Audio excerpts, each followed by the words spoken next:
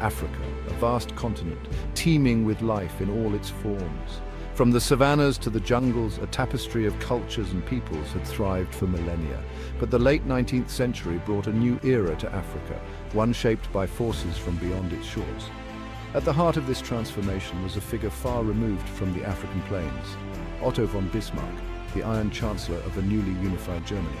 Bismarck, known for his pragmatism and strategic genius, had forged a German empire from a patchwork of states. His focus had been Europe, not Africa.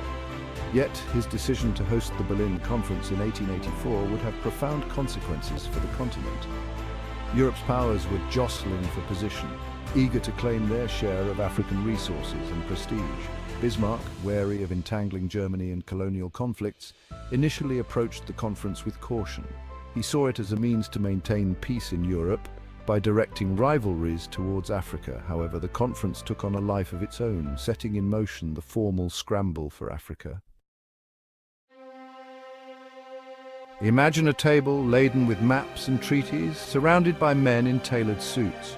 These were the architects of a new Africa, assembled in Berlin to carve up a continent amongst themselves. The Berlin Conference, convened in 1884, was a pivotal moment in African history. It marked the formalization of the Scramble for Africa, a period of intense European colonization. The rules of engagement were set in stone, or rather, on paper. European powers, driven by greed and ambition, meticulously drew lines on maps, dividing Africa with little regard for existing ethnic boundaries or the wishes of its people. The Congo Basin, a region larger than Western Europe, was declared a free trade zone, effectively opening it up to exploitation. The conference lasted for 3 months, a whirlwind of negotiations and power plays.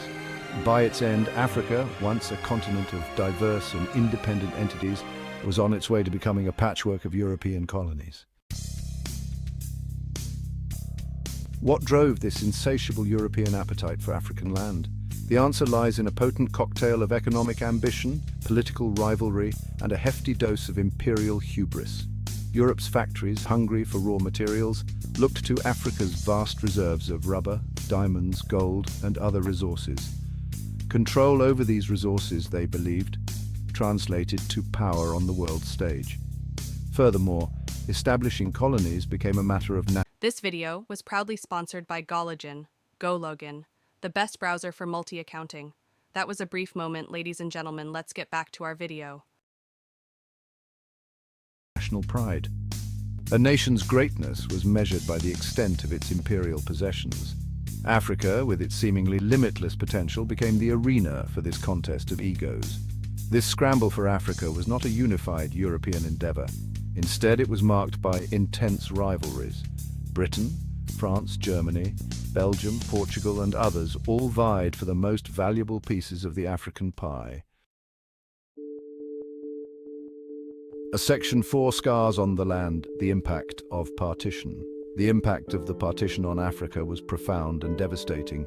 The arbitrary borders drawn in Berlin cut across ethnic and cultural lines, dividing communities and igniting future conflicts. Traditional forms of governance were dismantled and replaced with European systems that often favored certain groups over others, sowing seeds of discord that would last for generations. The exploitation of Africa's resources went hand in hand with the exploitation of its people. Forced labor, often under brutal conditions, became commonplace. Africans were treated as second-class citizens in their own lands, subject to discriminatory laws and practices.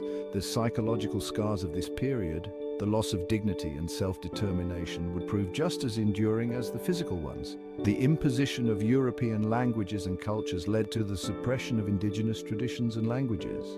Education systems, designed to serve the needs of the colonizers, often neglected or undermined African cultures and knowledge systems. Section 5, Echoes of Resistance, Defiance in the Face of Empire. The story of the Scramble for Africa is not just a tale of European conquest, it is also a story of African resilience, of resistance against overwhelming odds. Across the continent, individuals and communities rose up to challenge the invaders. From the Ashanti uprising against British rule in West Africa to the Maji Rebellion in German East Africa, Africans fought back against their oppressors. These acts of resistance took many forms, from armed struggle to passive resistance, from religious movements to the preservation of cultural traditions. Though often met with brutal repression, they serve as a testament to the unyielding spirit of the African people. The legacy of the Scramble for Africa is complex and multifaceted. The arbitrary borders drawn during the colonial era continue to shape the political landscape of modern Africa, often contributing to instability and conflict.